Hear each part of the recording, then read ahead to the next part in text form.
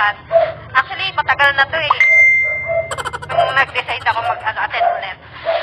So, yun nga. Lalo ko na doon sa testimony ni ate na wag bibitaw. Kasi ako bumitaw. Charot. Ayun. Ayun. 3 years ago na nung nag-decide ako mag-isolate. Wala pa ang COVID, nag-isolate na ako. Charot.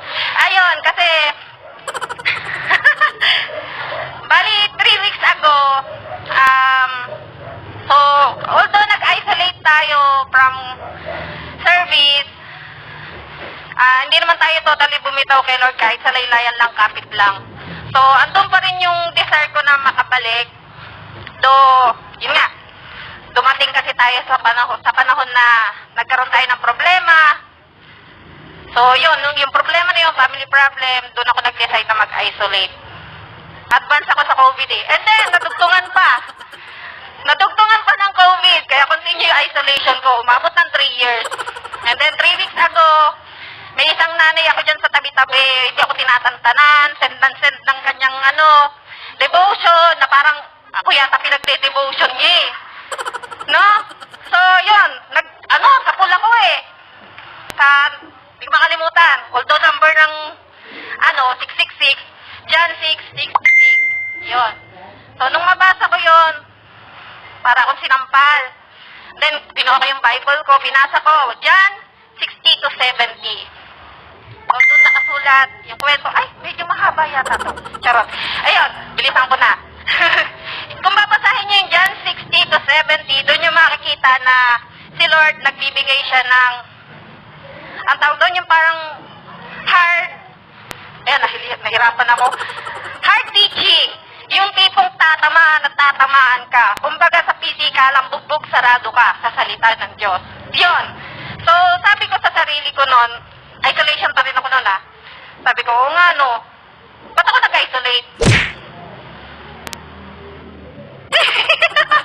Yun kasi sabi nga, doon sa John 66 na nabasa ko, do you really following God? Kasi may karugtong halfway.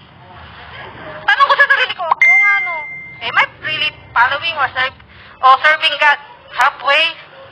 Parang, kasi, nung dumating nga po ako sa problema, nag-isolate na tayo. Yung COVID niya, dinugtungan pa, kaya tumagal ng 3 taon. Para akong naglakad sa kung saan man. Eh di, ayun nga, nung mabasa ko yun, doon, nag-pray ako, kinuusap ako ni Lord.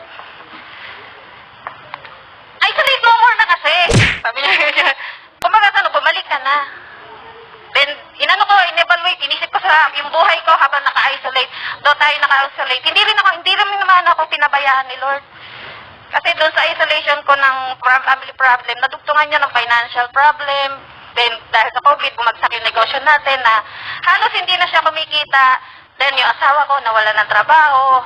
As in, isolate pa more. Hindi naman. Na-continue lang. Kasi talagang nag-isip ako, hala, saan ako kukuha ng pangbayad sa mga bills namin? Kakainin, ganyan. Kasi wala rin trabaho yung asawa ko. Ang dagat naman, marunong sila mangisda. Panapanahon din. So, yun. Wala tayong negosyo, wala tayong YouTube channel. Kinuha rin ni Lord kasi hindi pa rin ako bumabalik. And then yun nga, sabi ko, ba naman to, puro yata kamalasan talaga. Habang lumalayo ako, lalong nadagdagan ng problema ko, lalo akong lumulubog. And then yun nga, nag-send na nga yung nanay ko dyan sa tabi-tabi ng John 6:66. Then in-evaluate ko sarili ko. Sabi, it's time.